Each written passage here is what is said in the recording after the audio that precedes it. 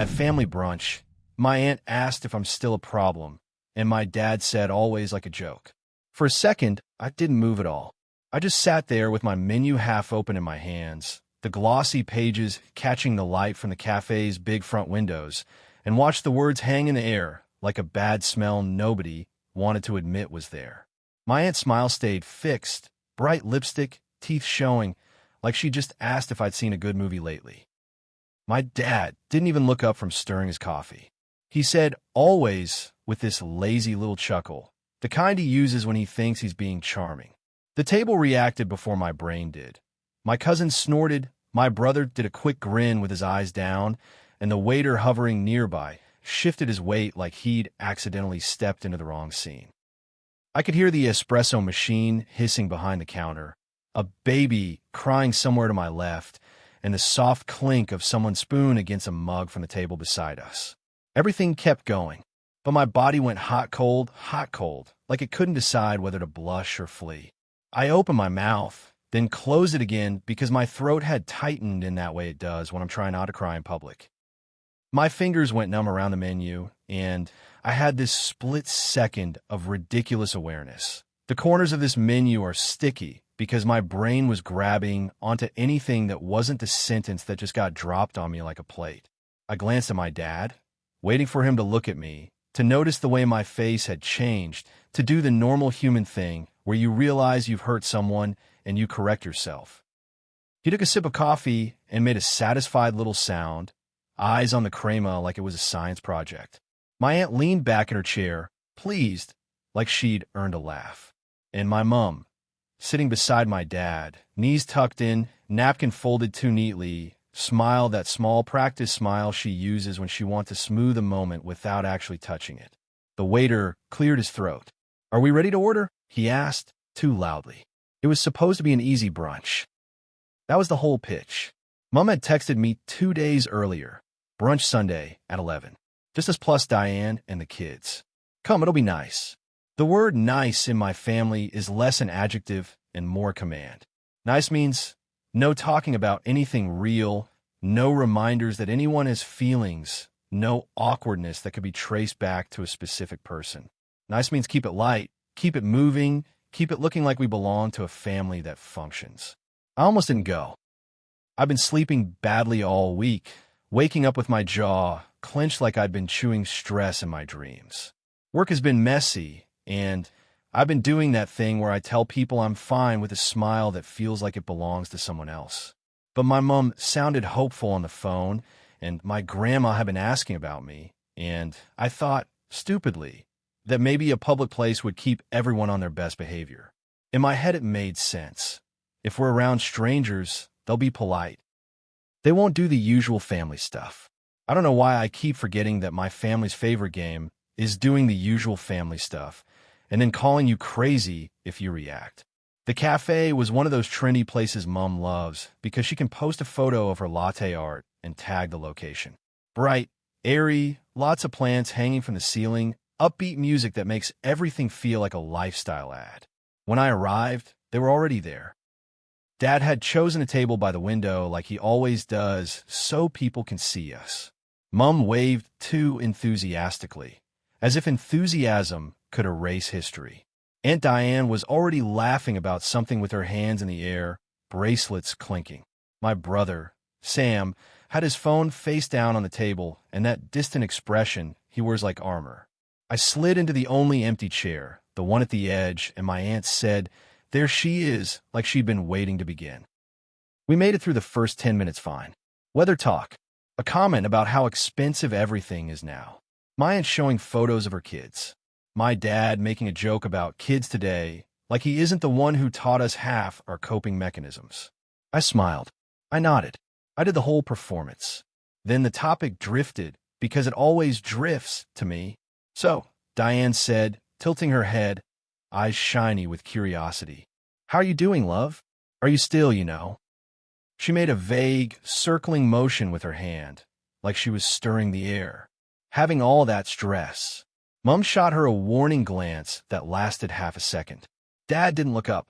"Somos mal taitan, barely." "I'm okay," I said. I tried to make my voice casual. "Work's busy. I'm just tired. Diane nodded like she'd heard something juicy. She said. Well, you've always been intense. And I actually laughed, one quick sound, because I thought, here we go. I thought maybe I could steer it away. I don't think tired is intense, I said lightly. Diane smiled wider. Oh, sweetheart, you know what I mean. She leaned forward, lowering her voice as if she was being kind. I just mean, you've always been the sensitive one, the one who takes things personally. Before I could respond, she looked at Dad, eyebrows lifted, and said, Is she still a problem? And my dad, without missing a beat, said always, like a joke. Like I wasn't sitting right there. It wasn't the first time I've been called a problem, not even close. But something about hearing it in a bright cafe on a Sunday morning, hearing my dad say it with a chuckle, hearing my aunt ask it like gossip, made my stomach drop in a way that felt physical, like my organs shifted. Because this wasn't an argument in our living room where emotions were already messy. This was brunch. This was supposed to be nice. And even in nice settings, this is who I am to them. The problem. The waiter stood there waiting for our orders, pin poised. I could feel my face burning. The back of my neck prickled. I tried to swallow, and my throat made that little click it makes when I'm about to cry. I didn't want to cry. Crying would turn this into a story about how I made a scene, not about what was said. I'm right here, I managed, and my voice came out quieter than I wanted. Diane blinked, then gave a little laugh like I'd made a cute comment. Oh, don't be dramatic, she said immediately, reflexively. It's just how we talk. You know we love you. Dad finally glanced up, eyebrows raised as if he was confused wide-spoken. Relax, he said. You're always looking for a fight. Mum's voice slid in soft and urgent. Let's just order, she said, eyes on me like she was trying to hypnotize me into silence. Sam cleared his throat. I'll get the eggs, he told the waiter, too quickly, eyes still down. The waiter started taking orders like he'd been handed an exit. I stared at the menu in my hands and realized I couldn't read a single word. The letters might as well have been shapes. My fingers had started trembling. I could feel the table vibrate slightly every time my dad tapped a spoon against his cup. What do you want? Mum asked me, too brightly, like she was offering me a lifeline. I almost said, I want you to say something. I almost said, I want you to tell them that's not okay. Instead, I heard myself say, just a coffee, because my mouth was defaulting to smallness. Easier. Less. Diane smiled like she'd won. Dad smirked and went back to his coffee. And for the next 20 minutes, I sat there while they talked over me like I wasn't fully present. My aunt told a story about someone at her work who needs therapy in that mocking way. Dad laughed too hard. Mum made approving noises. Sam stared at his phone. I nodded when someone looked at me, then stared at the street outside, watching people walk past with dogs and shopping bags and ordinary lives. My chest felt tight the whole time, like my ribs were holding something in. At one point, Diane said, You know, I'm glad you're doing better, and I said, Am I? Without meaning to, and she frowned like I'd spoken in the wrong language. When the food arrived, I pushed eggs around my plate until they went cold. I took sips of coffee that tasted like burnt sugar. Every laugh at the table sounded slightly too loud. Every casual comment felt like a test. Can she be normal? Can she play along? Can she not ruin it? I lasted until Dad brought it up again. He was telling one of his stories, something about a guy at work who couldn't handle pressure. And he said, some people are just built fragile, you know? Then he glanced at me and added, like this one, nodding toward me with a grin. Diane laughed. Mum gave a quick smile. Sam's eyes flicked up for half a second, then down again. Something inside me went very still. Not numb, not dissociated, just clear. I set my fork down gently. I wiped my hands on my napkin slowly because I needed my movements to be controlled. Then I looked at my dad. Why do you do that? I asked. Dad blinked like he hadn't heard. Do what? Why do you make me the punchline? I said. My voice shook slightly, but I kept going. You call me a problem. You keep calling me fragile. You do it like it's funny. What? The table froze. Diane's smile slipped.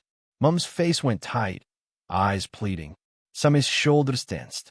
Dad leaned back, irritation flickering. Oh my God, he said, laughing once sharp. Here we go. Mum hissed my name softly, warning. Diane jumped in, cheerful but brittle. Sweetheart, he's joking. I looked at her. It's not a joke if it's always me, I said. It's not a joke if I'm sitting here, trying not to cry, and everyone's acting like that's normal. Mom's cheeks flushed. Please, she said, voice low. Not here. Dad's mouth tightened. You see, he said, gesturing at me like I was evidence. This is why we say it. You can't just be normal. You take everything as an attack. I stared at him. Maybe because it is an attack, I said quietly. Dad scoffed. Unbelievable. Diane leaned forward, voice suddenly sharp.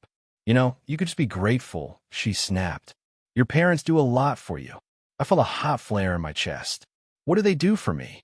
I asked before I could stop myself. They talk about me like I'm a burden in public. Mom's eyes widened as if I'd slapped her. Dad's voice dropped, dangerous calm. Watch your tone. I felt my hands shaking again, but I didn't hide them this time. I put them flat on the table so I could feel the cool surface under my palms. My tone. I repeated. You literally said, I'm always a problem. Dad shrugged, like it wasn't worth discussing. You are, he said. You've always been. Ever since you were a kid. Always crying. Always sulking. Always needing attention. The words hit me harder than the brunch joke, because they were the real thing underneath the joke. Diane's eyes were wide now, but she wasn't apologizing. She was watching, fascinated. Mom's mouth opened and closed, trapped between loyalty and image. Sam said softly, Dad, stop, but it was so quiet it barely existed. I swallowed hard. My throat was burning. I could feel tears pushing at the back of my eyes like pressure. Ibling she had fast. I didn't need attention, I said, and my voice broke slightly. I needed someone to not call me names. Dad gave a dismissive laugh. Oh, for God's sake. Mom reached for my wrist under the table, fingers light. Let's just go, she whispered, and I realized she didn't mean leave the brunch because you've been hurt. She meant stop talking so we can finish brunch. I pulled my hand back gently. No, I said, surprising myself with how steady it sounded. Mom's face twisted. Don't do this, she whispered, panic creeping in. I stood up, chair scraping loudly enough that the table beside us turned to look. My heart slammed against my ribs. I grabbed my bag, hand clumsy. Dad's eyes narrowed. Sit down, he said like I was 12. I shook my head. I'm not doing this, I said, voice low. Not today. Diane scoffed. Oh my God, you're seriously leaving? I looked at her. Yes, I said, because you asked if I'm still a problem like I'm not a person. And my dad said, always like it's a cute story. Mom's voice went tight. You're embarrassing us. The sentence hit me in the chest like a familiar ache. Embarrassing us. The real sin. I stared at Mom for a second, and I could see her fear. Not fear for me. Fear of being watched. Fear of the story other people would tell about her. I'm embarrassed, I said quietly. I'm embarrassed that you're more worried about strangers seeing me stand up than you are about your husband calling me a problem. Mom's face crumpled for half a second. Then it hardened. Fine, she snapped. Go. Run away like you always do. Dad muttered, unreal, shaking his head. Sam's eyes flicked up, and for a moment he looked like he wanted to follow me. He didn't. He stayed, shoulders hunched. I walked out of the cafe with my heart racing, the bell above the door chiming too cheerfully behind me. The air outside was bright and cold. I stood on the footpath for a second, breathing hard, trying not to shake. My hands were numb. My eyes stung. Then my phone buzzed. A text from Mom. Why would you do that? Everyone was having a good time. A second later, Dad, grow up.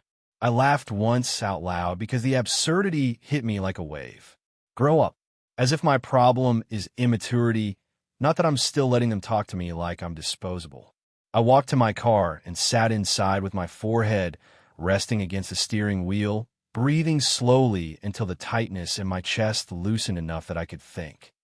My hands wouldn't stop trembling like my body had stored every time I've been called too much, too sensitive, too difficult, and it was all dumping out at once.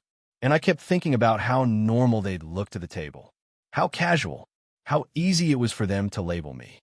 Like problem was just a family nickname, like it wasn't a word that had shaped the way I saw myself for years. Because here's the ugly part. I grew up believing I was a problem. When I was 8 and I cried because Dad forgot to pick me up from school, Mom told me not to make a big deal. When I was 13 and I had my first panic attack before a school presentation, Dad told me to stop being ridiculous. When I was 16 and I started staying in my room because the house felt like walking on broken glass, Mom said, "You're so dramatic." When I was 19 and I called Dad to tell him I was struggling and might need help, he saw like I'd asked him to carry a couch and said, "What now?" Over time, you stop asking. You stop showing. You learn to perform fine until you forget what you actually are. I've been in therapy for 2 years. I've learned words like scapegoat and invalidating and emotional neglect, and part of me still hates those words because they sound like excuses. My family trained me to hear any explanation for pain as manipulation. But therapy also taught me to notice patterns. And the pattern is this. My family is most comfortable when I'm small. They have a story where Dad is strong and funny. Mom is the peacekeeper, Sam is the pride, and I am the problem. The sensitive one. The one who makes things hard. The one who can be blamed when the emotional atmosphere gets too real. As long as that story holds, nobody has to ask why Dad's jokes always land like knives. Nobody has to ask why Mom watches and says nothing. Nobody has to ask why Sam learned to disappear behind achievement. Nobody has to ask why I grew up feeling like my emotions were a burden.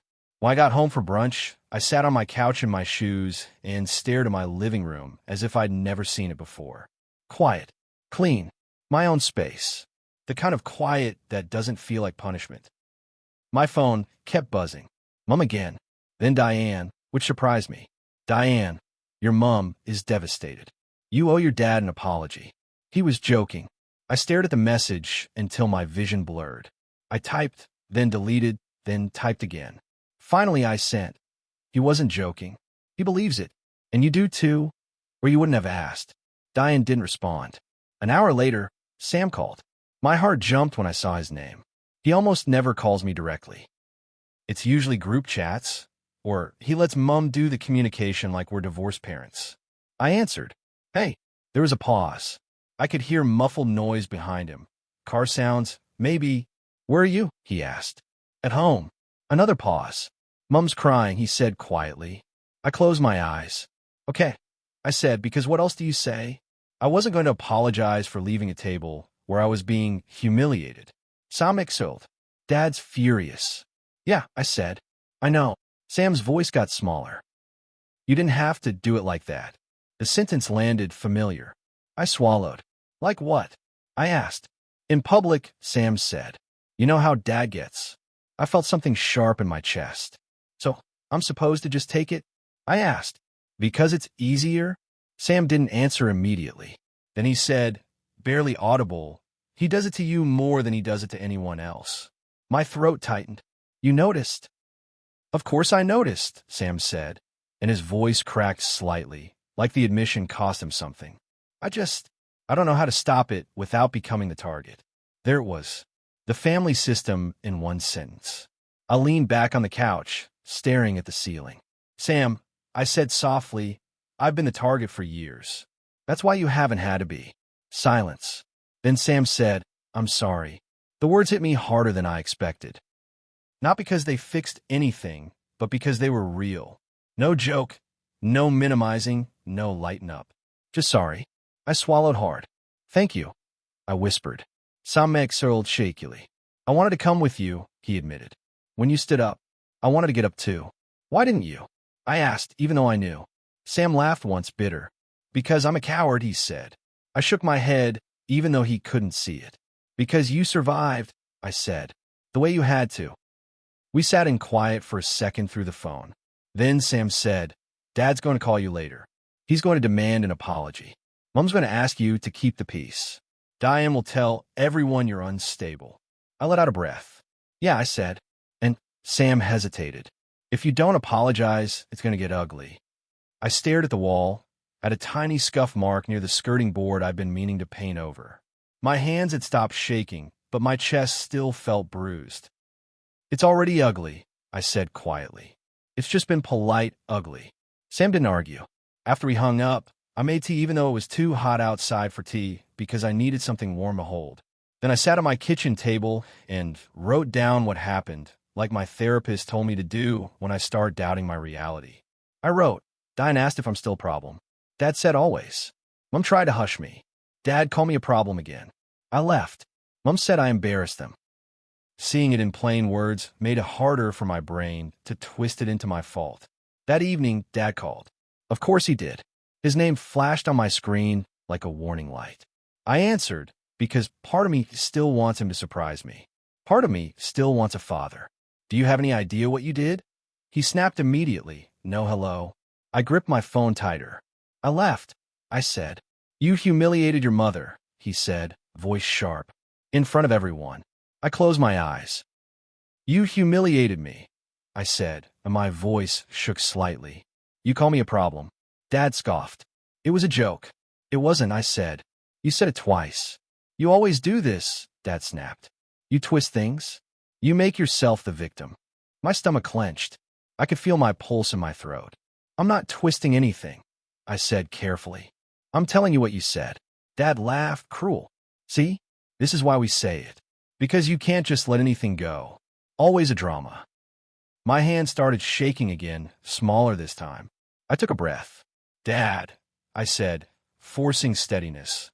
I'm not apologizing for leaving when you called me a problem. There was a pause, like the sentence didn't compute. Then Dad's voice dropped, icy. So you're choosing this, he said. You're choosing to tear the family apart. I almost laughed. Tear the family apart. As if the family was whole, and I'm the one with a hammer. No, I said quietly. I'm choosing not to be your punching bag. Dad inhaled sharply like I'd sworn. Unbelievable, he muttered. I'm serious, I said, voice firmer now. If you want a relationship with me, you don't get to call me names and then tell me I'm crazy for reacting.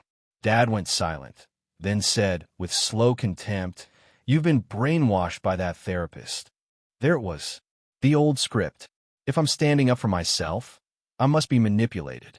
I swallowed hard. Okay, I said, because arguing would just feed him. I'm going to hang up now. Don't you dare, he started. I hung up. My hand was shaking so badly, I had to set the phone down on the table like it was hot. My tea had gone cold. My kitchen was quiet. I listened to my own breathing, uneven at first, then slowly steadier. A minute later, Mum texted, Please just apologize so we can move on. I stared at that message for a long time. Move on. As if the goal is not repair, not understanding, not change, just erasure. I didn't reply. Instead, I texted Sam. He called me brainwashed. I hung up. Sam replied a few minutes later. Proud of you. He's yelling at Mum now. I am sorry. I read proud of you 3 times. It felt strange in my body, like trying on clothing that doesn't quite fit yet. Over the next few days, the fallout rolled in like weather. Diane posted a vague Facebook status about toxic people who can't take a joke. Mum didn't call, which is her version of punishment. Dad sent one more text. When you're ready to be an adult, you can come talk. I didn't respond to any of it. What I did do was notice how my body felt when I wasn't bracing for the next comment. I noticed I could eat dinner without nausea. I noticed my shoulders dropped. I noticed I laughed, actually laughed, at a stupid video my friend sent me, the sound surprising me with its ease. And I kept thinking about that moment at the table when Diane asked if I'm still a problem, like it was small talk. The part that haunts me isn't even Dad saying always. It's how quickly everyone adjusted to it. How normal it was. How the waiter asked for our orders like nothing had happened. How Mum's instinct was to manage me, not defend me. How Sam looked down because looking up would mean choosing. That's the thing about being the problem in a family. You start to believe the role is you. You don't see the choreography around it. You don't see how everyone benefits from you carrying the discomfort. I don't know what comes next. Right now, I'm in that awkward in-between where I'm not speaking to my parents much, and I can feel the pressure building for me to fix it. Christmas is coming up, and I already know Mom will send a text like, Can we just have a nice day? And Dad will expect me to walk in with a smile like nothing happened. And Diane will grin like she won something. The difference is, I don't think I can do that anymore. Not because I want revenge, not because I want to punish them. Because every time I swallow it, my body keeps the score. Every time I laugh along, I teach myself I deserve it. At brunch, My aunt asked if I'm still a problem, and my dad said, always like a joke. And for the first time, instead of shrinking myself to keep the table smooth, I stood up and left. It wasn't dramatic. It was the smallest, cleanest boundary I've ever set. I will not stay in a room where I'm treated like a punchline. If that makes me a problem, then maybe the problem was never me. Maybe the problem is a family that only knows how to stay comfortable by choosing someone to carry the discomfort. And I'm finally tired of carrying it.